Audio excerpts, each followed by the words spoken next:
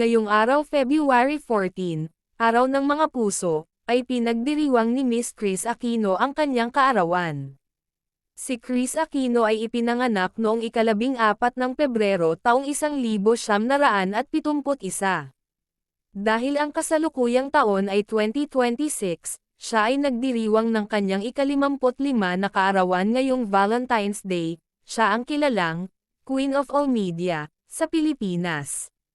Makikita ang naturang birthday surprise ni Kris, kung saan ay sinaprisa ito ng kanyang mga anak kasama ang pamilya at malalapit na kaibigan nito. Makikita si Kris na nasa higaan pa din ito habang ito ay kinantahan. Welcome, Mama. But where are you? Happy birthday, Kuya!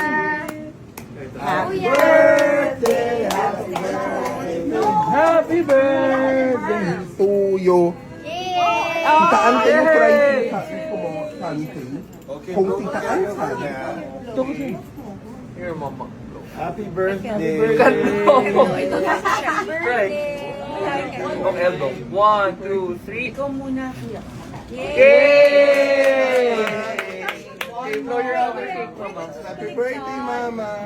Lapit ka, quiz na, Ma'am. Wait. Sorry, Mom. I might drop the cake. Wait, is it up? Okay. I will blow. You pretend to blow. Tata for 1, 2, prayer. 3. Yay! Happy birthday po!